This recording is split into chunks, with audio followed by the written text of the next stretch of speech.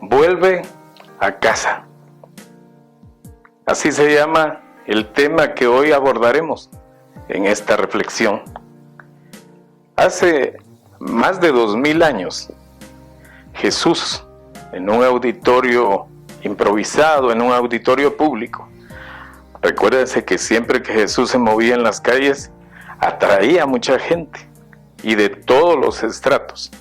Pero en esa ocasión, cuando Jesús aborda este pensamiento, esta historia, ahí estaban gente del vulgo, había gente sencilla, habían ladrones, habían recaudadores de impuestos, prostitutas, habían incluso fariseos y doctores de la ley.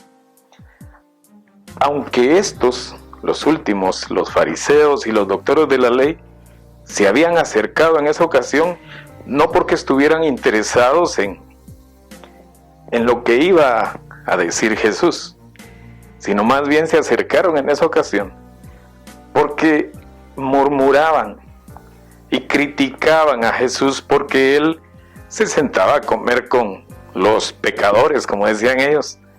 Creo yo que la gente sencilla o los pecadores, como decían los fariseos, creo que sí estaban muy interesados en lo que Jesús tenía que contar. La historia que plantea una situación familiar. Para ese momento, la argumentación que Jesús le da a su historia, pues la extrae de la vida real. Porque era como la gente podía entender, para que eso no sonara extraño. Agarró esa historia de la vida real y la cuadró y la estructuró de manera que todo mundo entendió el mensaje. Y el concepto que trata Jesús en la historia que narra es un concepto que se vive todos los días, en todos los hogares alrededor del mundo. Creo que este tipo de historias en algunos momentos tienen desenlaces tristes, desenlaces probablemente dolorosos. Aunque en esta historia el desenlace es un desenlace precioso, es un desenlace hermoso, porque vamos a poder ver cómo se pone de relieve la expresión de la bondad, la misericordia, ese corazón de un padre.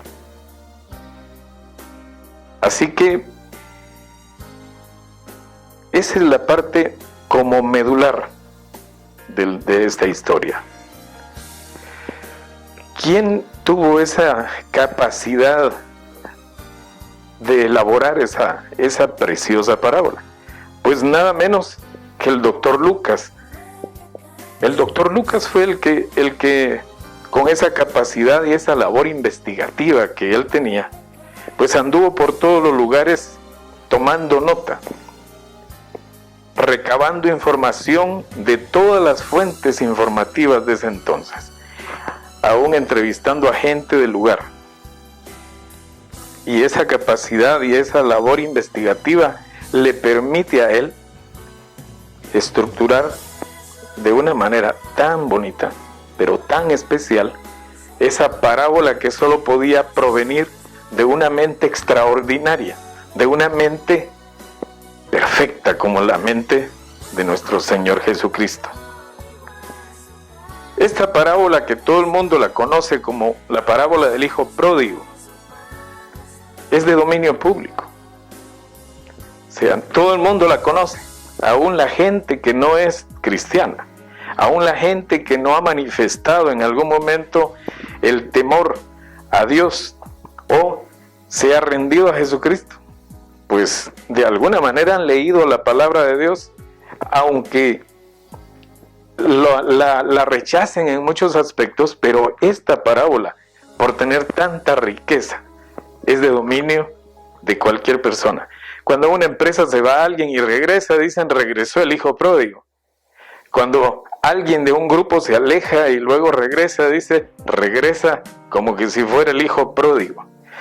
Esta parábola la encontramos en el capítulo 15 del Evangelio de Lucas, a partir del versículo 11 y se va hasta el 32. No vamos a leer la escritura en esta ocasión por cuestión de tiempo, pero abra su Biblia y téngala marcada porque sígale la huella. Vamos a ir extrayendo de ella esos elementos de valor y esas aristas que nos deja la historia. Así que mantenga abierta la Biblia o en ese dispositivo donde usted lo ve, pero no la pierda de vista. Si esta historia fuera verdaderamente una obra de teatro, estaríamos hablando de que exige un guión, que exige un script, y en consecuencia exige también tener un elenco definido, un reparto. Y en esta historia participan 3 personas. Participa un padre, participa un hijo menor y un hijo mayor. Hablemos un poco, describamos un poco al padre. Vemos que era un hombre rico. Podemos inferir que era un hombre que había capitalizado mucha riqueza, porque se había dedicado a trabajar arduamente. Pero también podemos asumir que este hombre, a pesar de lo rico que era, de lo acaudalado que era, tenía un corazón muy generoso. La historia lo evidencia cuando habla hasta de aquellos hombres que trabajan en el campo, los jornaleros que trabajaban para él, tenían más de lo que ellos pedían o de lo que ellos esperaban. Si hablamos del hijo menor, ¿qué podemos hablar del hijo menor? Pues era un muchacho que había sido educado en buenos establecimientos, había recibido una educación de alto nivel en esa época. Y obviamente, como hoy en día los muchachos que estudian en las mejores universidades o en los mejores establecimientos van haciendo ese grupo de amigos que casi siempre se identifican entre sí. Nosotros aducimos o creemos que la mala influencia de sus amigos y la inmadurez de este muchacho casi que lo empujaron a tomar decisiones equivocadas, porque vemos que al final, que pudiera haber sido un hacendado, que pudiera haber sido un hombre de mucho éxito, casi tan competitivo empresarialmente como su padre, vamos a ver en la historia que termina en la lipidia, en la pobreza. Hablemos también un poco del hijo mayor. En educación, podemos hablar de que fueron educados en los mismos establecimientos y fueron entrenados, tanto el uno como el otro, capacitados para administrar la riqueza del padre. También podían, o sabían, o fueron entrenados para producir, y no solo producir, sino administrar correctamente. Mientras el padre estuvo en la dirección de la empresa, porque era una empresa familiar, era una empresa poderosa, en esa región. Pues este muchacho, sus caracteres eran bien diferentes si comparamos con el carácter del hijo menor. Solo que este muchacho era más obediente, más tranquilo. Sin embargo, no por eso podemos dejar de señalar que tenía ciertos problemas internos, ciertos problemas en su corazón. Porque este muchacho tenía mucho orgullo, demasiada soberbia y mucho irrespeto. Jamás entendió la posición que él tenía en casa, y mucho menos entendía la posición que su padre tenía en casa. Más adelante veremos esta historia. Hablemos del narrador de lujo. Jesucristo elaboró esta historia y él empieza precisamente relatando que un día ese hijo menor se le acerca al padre y le dice: Padre, entrégame la parte proporcional que me corresponde de mi herencia. Y llegó con ínfulas y con ese sentimiento de que se las podía todas. ese sentimiento de autosuficiencia y hasta cierto punto de en una actitud rebeldona. El padre, un hombre muy culto y también muy claro de que a sus hijos los había entrenado y educado bien, en ningún momento se le resistió y le dijo: está bien, te voy a calcular la parte proporcional que te corresponde de tu herencia y te la entrego. Es más, tienes la libertad de hacer con ella lo que mejor te parezca. Espero que le puedas dar un buen uso, pero eso ya no es mi problema, eso queda bajo tu responsabilidad. Ese muchacho insensato vende todas las propiedades que le correspondían como parte proporcional de su herencia y se va de su casa con los bolsillos llenos de dinero. Ese muchacho llevaba toda una fortuna en los bolsillos. Pero el muchacho, en una actitud rebelde y de autosuficiente, como les decía hace un momento, pues al verse con dinero, se dedica a andar en fiestas, en borracheras, convive con prostitutas, hasta quedar automáticamente en la pobreza. La situación es que él no podía regresar en el momento que él quisiera, porque a él ya le habían dado lo que le correspondía. Pero ese muchacho, al verse en esa pobreza, se le empezó a complicar la vida. Y es más, la pobreza en la que empezó a vivir se le agudizó, porque el país a donde él decide residir justamente cae en una crisis económica, donde se acabaron las fuentes de empleo, se acabaron las fuentes de ingresos, como en nuestro país. Vaya a tocar la puerta a cualquier lado buscando empleo, no hay. Es más, en muchos lugares dicen no hay plazas vacantes, en otros lugares dice, es más, estamos cortando gente porque no hay trabajo, porque la economía se cayó. Pues eso estaba pasando en el país donde este muchacho, este hijo menor, había decidido ir a residir. Pero algo tenía que hacer. Él tenía que buscar trabajo porque no podía morirse de hambre. Y fue a tocar puerta por puerta.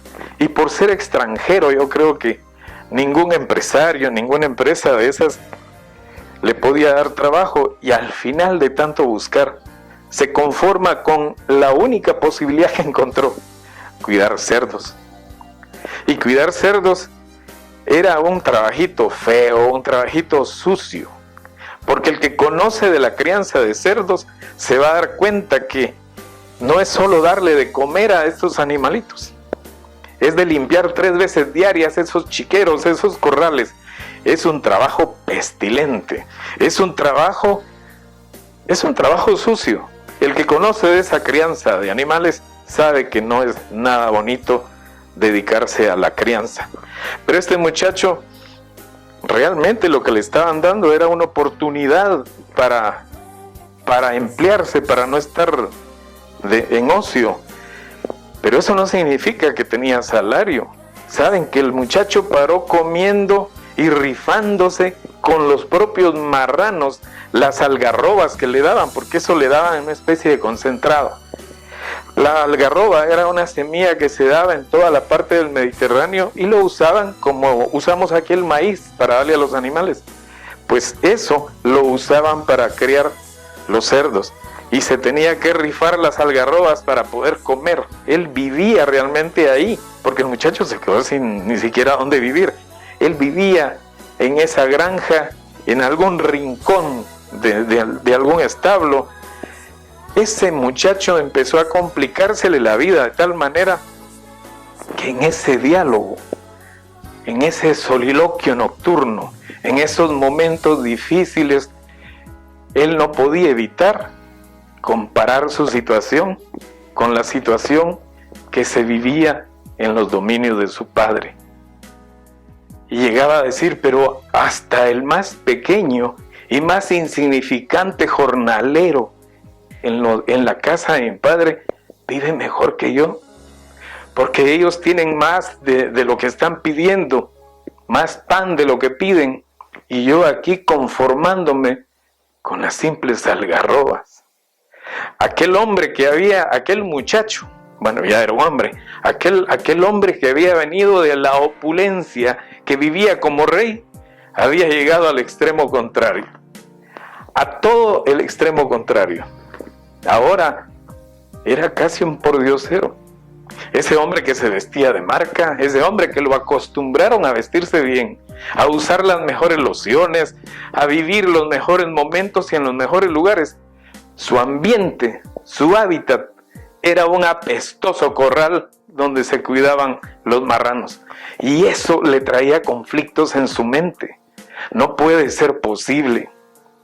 Yo allá solo palmeaba las manos para que los sirvientes me atendieran, me dieran de comer, palmeaba las manos para que me prepararan mi habitación, me prepararan la ropa.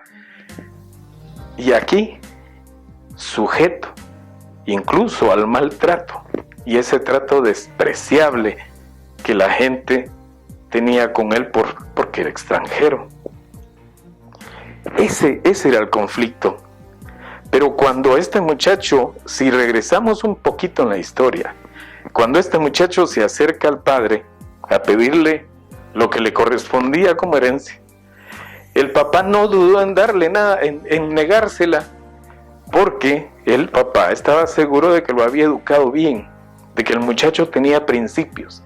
Y acuérdense que cuando el papá está seguro que educó bien a su hijo o hija, tiene la certeza que por donde vaya, por donde se mueva, lo único que los acompañará a ellos o a ellas serán los principios que uno pueda mostrarle, enseñarle en casa. Y por eso no titubeó. Él asumió que el muchacho iba a tomar las mejores decisiones. Pero en esos momentos, como les digo, en esos soliloquios, en esos momentos de crisis mental, dice, qué diferente era cuando yo estaba en casa de mi padre. ¿Por qué tuve que haber salido de ahí? Yo no debía haber salido de esa cobertura. Para mí era más conveniente estar bajo la cobertura de un padre tan responsable, tan amoroso, tan especial. Y heme aquí, convertido en una piltrafa humana y con olor a cerdo. ¿Qué decimos olor? Ese es un mal olor, esos animales apestan. Cuando se narraba esta historia, acuérdense que el público que había ahí mayormente era judío, y para ellos hablar de cerdo era de hablar de animales impuros. Para ellos la historia en esa fase era una historia repugnante, porque según la ley mosaica, los judíos no podían comer cerdo. Era un animal impuro. Eso le dio ese contraste a la historia. Pero ese conflicto mental, donde entraba el muchacho cada vez que hacía esas comparaciones de la casa donde se desarrolló, donde se crió, donde creció, al lugar donde había caído, lo obligó, irremediablemente lo obligó a tomar la decisión. Y toma la decisión de regresar al padre. Y es así como dice, yo voy a regresar a la casa de mi padre. Si ustedes tienen la historia abierta ahí en el capítulo que les dije de Lucas, van a encontrar que en el versículo 18 dice el muchacho, me pondré en camino a casa de mi padre. Ya era una decisión tomada. Ahí ya no se echaba marcha atrás. Claro que esa situación de regresar a la casa de su padre cambiaba mucho las cosas, porque no podía llegar como cuando él salió de casa. Y él lo sabía.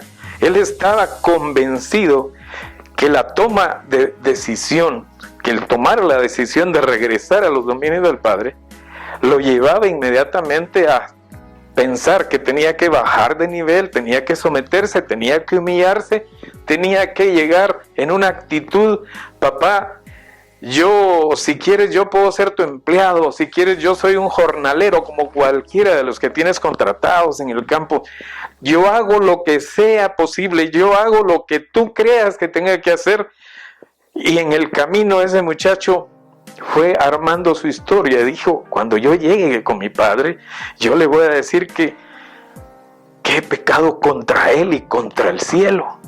Porque era un muchacho de principios. Ahora, el hecho de que sea un muchacho con principios no quiere decir que en algún momento la mala influencia de sus amigos lo llevó a tomar las decisiones equivocadas. Y miren por dónde va. Le dice, dame el empleo que sea. Ese era su pensamiento. Durante todo el trayecto fue armando su historia. Cuando yo llegue, yo voy a tocar la puerta, yo voy a hablar con mi papá, yo voy a decirle. Y llegó el momento. Esta es la parte cúspide de la historia, el encuentro con su padre. Él podía imaginarse que su papá lo iba a rechazar. Él podía imaginarse que su papá lo iba a ignorar, que le iba a dar la espalda y que le iba a reclamar, mira, ¿dónde está la herencia que te di? La botaste, fuiste un botarata, fuiste un irresponsable. ¡Qué barbaridad! ¿Cómo es eso de que yo te di la parte proporcional que te correspondía?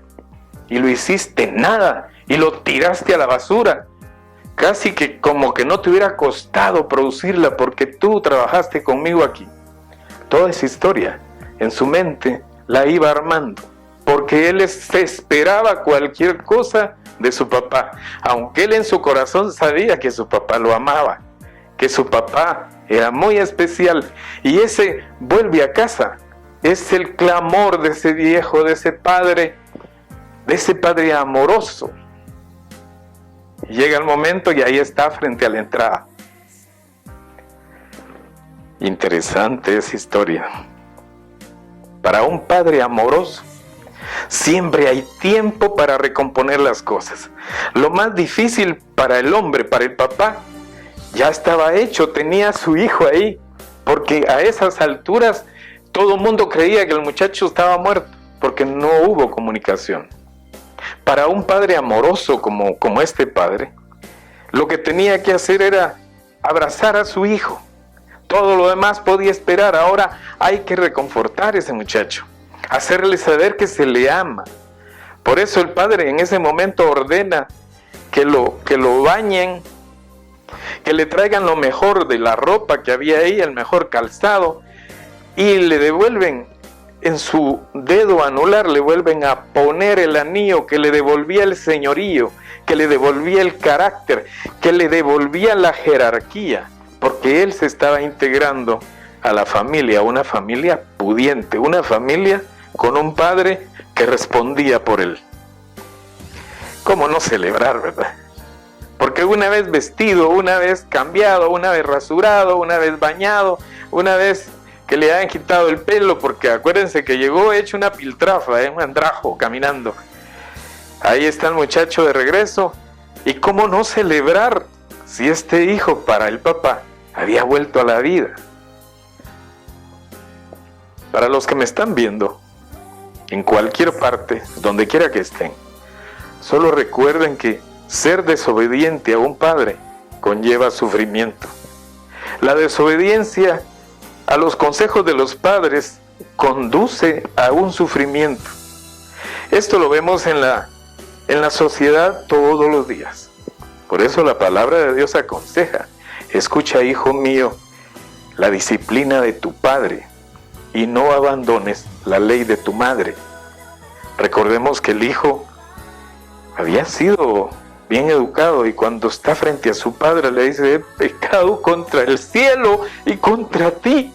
El muchacho iba convencido, él estaba exponiéndose a que el papá dijera lo que dijera, sin darse cuenta que se encuentra con un corazón amoroso, con un corazón especial, muy similar al corazón de Dios, al corazón de nuestro Padre Celestial, que cuando tú te has ausentado y cuando tú regresas, no te reclama, simplemente te recibe, te ama y te hace sentir que aquí nunca pasó nada, igual que el corazón del Padre Celestial. Por eso me encanta esa parábola, es una de las parábolas más hermosas que he leído y Lucas la logró estructurar de una manera perfecta. Ahora, ya entró en escena papá, ya entró en escena el hijo menor. Ahora entra en escena el hijo mayor. El hijo mayor regresa después de una faena, regresa cansado, ya se imaginan, se quita los zapatos o lo que sea, palmea las manos y los sirvientes corren a atenderlo. Y él observa que en ese ambiente en casa algo había diferente. Oyó fiesta, oyó bulla, oyó que los sirvientes corrían de un lado para otro con las viandas. Se olía que había fiesta, se sentía que había fiesta, y le dice a uno de los sirvientes: pues que yo sepa, no es mi cumpleaños, pero veo que hay gran fiesta en esta casa. Y uno de los sirvientes le dice: es que su hermano menor volvió, su hermano menor al que incluso nosotros y su padre creíamos que ya estaba muerto, y ahora está de vuelta, y por eso es que su papá está celebrando. Eso no le causó gracia, al muchacho, porque inmediatamente él pensó como cualquier persona: qué fácil para mi hermano salir un día de esta casa con todo el dinero que llevaba entre las bolsas. Lo va a desperdiciar, a tirar, todo un botarata irresponsable, y ahora regresa porque se quedó sin dinero. Lo más probable es que venga a pedirle más dinero a mi papá, y más creo que mi papá va a acceder como accedió la primera vez. No entiendo a mi papá. Y en eso sale el papá y le dice: hijo, tu hermano regresó, tu hermano volvió a casa. Sí, ya veo que hay hasta fiesta estás haciendo. Es más, te pido que te integres a la fiesta, entra a la fiesta. Y este muchacho dijo: no, papá. Y lo tuvo que rogar hasta que al fin el muchacho accedió. Los pecados de ambos hijos, pecados o errores de ambos, del hijo menor al hijo mayor, son similares. Porque si bien es cierto que el hijo menor sus pecados eran evidentes, como la lujuria, la fornicación, las borracheras, por todo lo que se fue a hacer irresponsablemente al país donde fue, eso era evidente. Pero aquí había un problema en el hermano mayor que hay que observar: la soberbia, el orgullo, el irrespeto hacia el padre. Eso también, si lo ponemos en una balanza, es muy similar a los errores o pecados del muchacho, del hermano menor. Este hijo mayor se siente así como un escalón moral por encima de su hermano menor. Quizá hasta haya pensado que su hermano, tan sumergido en el pecado como estaba, no tenía remedio. En este hijo podemos ver ese dejo de fariseísmo. Acuérdense que los fariseos se sentían escrupulosamente observantes de la ley, casi perfectos. El hijo mayor creía que todo lo merecía él, que en casa siempre estuvo para servirle al padre, para hacer lo que el padre le dijo, y que el padre nunca se lo reconoció, según él.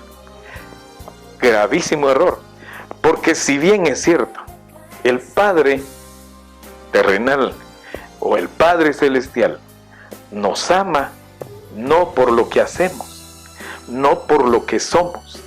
Nos ama porque somos sus hijos, nos ama porque somos su creación. Y esa actitud fue la que vimos en el padre del muchacho. Él siempre amó a los dos, y podemos ver que este muchacho, el hijo mayor, jamás se puso en los zapatos del padre. Él nunca comprendió que el padre siempre amó igual a los dos, porque nunca se deja de ser padre y jamás se deja de ser hijo. Eso nunca lo entendió. Y llegamos a la conclusión. Impresionante historia, ¿verdad? Con esta parábola, Jesús nos muestra, y le muestra a los fariseos y a los doctores de la ley que estaban congregados ahí, que para Dios es más importante un pecador que se arrepienta que un grupo que se siente justo. Es más, en la Biblia usted va a encontrar que hay fiesta en los cielos, que hay alegría en los cielos, cuando un pecador se arrepiente. Y en nuestro caso, aplicándolo a hoy en día, es importante que usted, papá, que yo, papá, veamos que lo material no se puede poner en la balanza con relación a esos lazos afectivos. Lo material que se ha alcanzado a acumular en casa no va a definir el amor que yo le tenga a una hija o a un hijo. ¿Sabe por qué? Porque nunca se deja de ser padre, ni nunca se deja de ser hijo.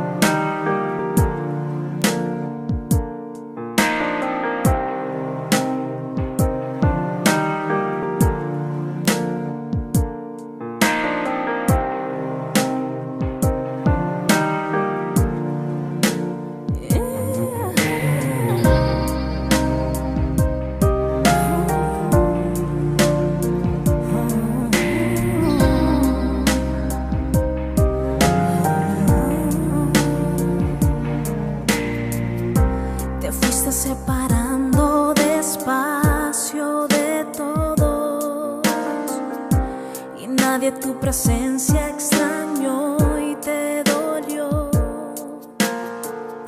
y luego te sentiste tan lejos de casa que decidiste no volver, y fuiste presa fácil de tus enemigos, que pronto te engañaron y caíste en su red. Y ahora con tu cabeza y con hombros caídos, añoras esos días cuando estabas con él. Eres una oveja del rebaño del Señor, tu pastor te está llamando, vuelve hoy. Vuelve como el pródigo a su casa regresó, cuando lejos de su padre se encontró. Vuelve a casa hoy.